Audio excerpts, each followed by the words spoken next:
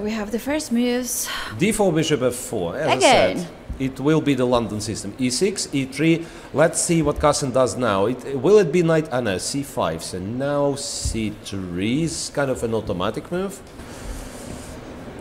C3 is kind of an automatic move. B6, knight goes to F3. Knight goes to F3, bishop E7, H3. So he minds his bishop. He wants, yeah, bishop H2 if knight goes to H5. I have a feeling like the previous game he forgot to play first H3 and then the rest what he did. Yeah, I mean, in some positions it's fine to allow this knight H5, and yeah, he actually proved that the weaknesses, let's say, black had to pay the price to take this bishop, and he managed to exploit those weaknesses nicely. So, what are, well, interestingly, Akobian is thinking at such an early stage. Yeah, bishop b7 looks like an automatic move to be played. Yeah, and not d5 but d6, which is much more flexible system here. Queen to e2. He wants to have his bishop on b7 more open. Yeah, a6, a4, rook to e8, bishop to h2, preventively, well, avoiding various jumps with the knight, like knight d5. And I think sooner or later in this structure, white is supposed to play c3, c4, otherwise it's very hard to get any, you know, like proactive moves with the pawns. Bishop f8, no, knight c4, that's as well an option. Knight to c4, pressing the d6 pawn. If black goes d6, d5, then he blocks his own bishop, and the knight jumps on e5. Perfect. White knight goes, yeah, to e5 or even d6. If, let's say, black plays d5 right now, white can also go knight d6, which, well, force black to exchange the bishop. Queen c7. Queen c7, then knight goes to e3. Potentially, next move will be knight g4. No, knight d5, trying to force some exchanges. And bishop takes a6, winning a pawn. Bishop f3. Now it's must to take with the pawn. Has to play, yeah, has to take gf3. So black will get some positional compensation. Not enough, though. I believe it's not enough. The white bishop, the light square bishop, will be exceptionally strong. And he got his double bishop. So he will put the bishop on b5, and, well, I'm not sure about, I mean, if we have to talk about the pair of bishops, the other bishop on h2 is not doing such a great job, but the bishop on b5 will. Come somewhere. Bishop on b5 definitely will. Yeah, for black to have the real compensation, he has to activate his knights. Looking at moves like knight f6, you know, to go to h5, g6, I mean, yeah, knight f6 played. Knight f6 played, rook bishop b5 is really awkward for black to face, because, yeah, you don't want to play a move like rook e7, and otherwise you have to leave the e file. So rook d8 played by c8. Akobian, c8. And c4. c4. Yeah. So the upcoming plan is to play b4 and then look either a5 or c5. b4, yeah. I mean, sometimes this structure is better for white, even not having an extra pawn. But I mean, it's like, for instance, white pawn on b2 and black pawn on a5. The bishop on b5 is simply too strong. But okay, now a5 is a next move for white. Being a pawn up, it's like g6. Must be winning objectively. So a5, pawn takes on a5, then this pawn will go to a6. Queen a7, attacking the d4 pawn.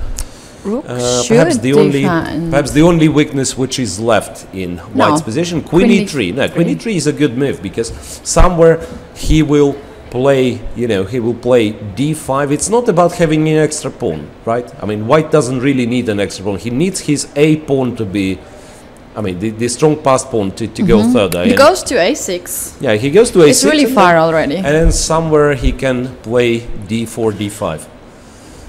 Black is still struggling to find the proper plan.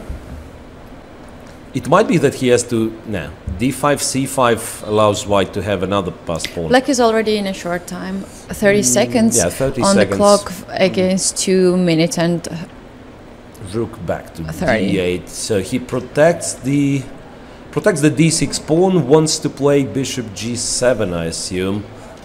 Kind of increasing the pressure on d4. Yeah, bishop g7. And then bishop c6. No, starts with d5, as I said, wants to trade the queens. d5, ed5 now. Bishop c6 is certainly an option. Well, capture on a7 could be an option. No, goes bishop c6, yeah. Attacking the rook, which practically forces... No, black cannot take on e3. No, I just realized that if black takes on e3, it's fe3.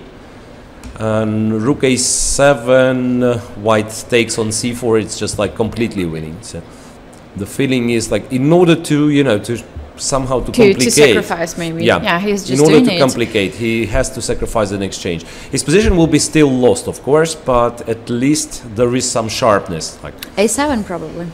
No. Rook a5. Rook a5, d5. a7 is an option. Yeah, but now black has got those rook b1, rook e8, rook b8. Black has got those two connected passed pawns, which are moving pretty quickly. d4, a7, now queen takes d8 is a serious strat. Yeah, I think rook c8, then queen b8 is an option. Yeah. Queen b8 is certainly a possible move. Queen goes to b8, right, and Akobian 4 seconds on the clock. No, he won't make it. He won't make it. He has already lost on time. Playing. Yeah, the game continues, by the way, because they are not. Yeah. But anyway, it was completely lost. But they did not look in the clock, or what happened? Yeah, I mean some. Come on.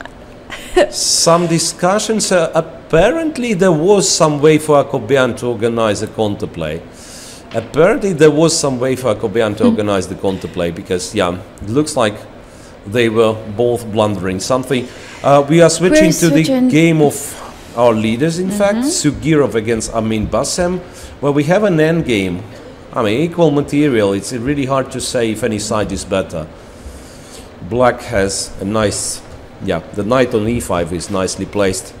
Cannot be chased away with the pawn, because f4 gives black a very nice outpost on g4. Knight is on g4 already. Yeah, a lot of jumping. Look, this knight g4, knight f6, rook to c5. Well, both of them are very short on time as well. So once again might come to this moment where, you know, the position is no longer relevant. And Sugirov is thinking like he's got a couple of minutes. That's 10 seconds on the clock. Yeah, he has to make him a rook f4. Rook f4. Well, now it is sort of an unpleasant pin on this f6 knight. And yeah, then knight goes to b4. They are not in hurry. I don't know if it will be knight seconds. d5 or... No, it doesn't look like knight d5 is a great idea. Knight to... Yeah, knight d5. Knight takes d5. Rook takes. Okay, rooks are getting swapped, and then f7 is hanging, and in this way it's rook c4 now. Taking the... well, that will be a very interesting pawn angle, because white has a lot of space advantage. I mean, still believe it's got to be a draw, but you know, but white it's very really, hard to really play has a lot of space. Now the queen side is blocked. f3, g4 apparently. Now, well, he's trying to penetrate with the king now. King f4 will force black to play f6 now. King f8, king g7, g4. Let's see, because, well, I thought you don't want to do this with black, because you let white to have a passed pawn.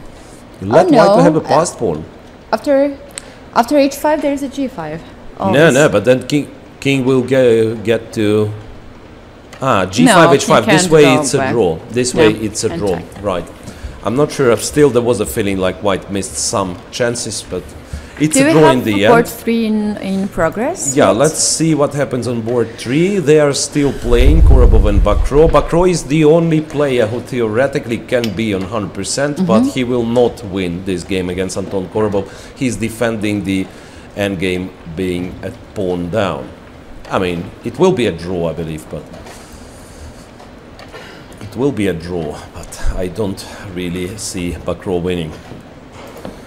So let's wait for... maybe we can check... there's a female section. What's that? Board 6 in the ladies section. Yeah, I think the games on higher boards have already finished. That's the position in Kostyniuk, Patseashvili. Kostyniuk had an extra pawn, but now she's about to lose it. Rook e7, still white is more active, right? Bishop b5, bishop c3. takes on g7, king h6 takes on b7. It's still not a draw. What can I say? It's still not a draw. And it might as well be rook and bishop versus the rook after h6.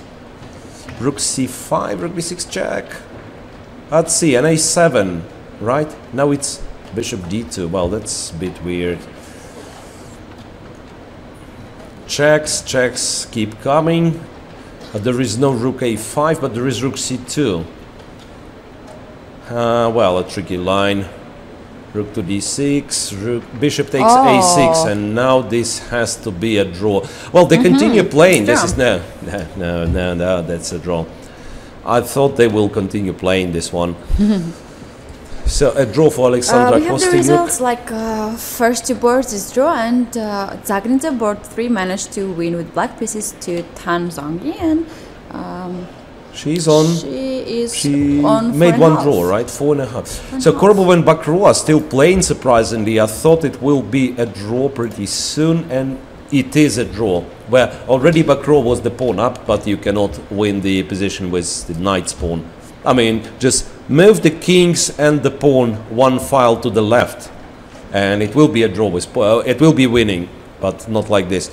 Elizabeth Petz is still playing. Not sure who her opponent is. Let me check. It's must be one of the top boards.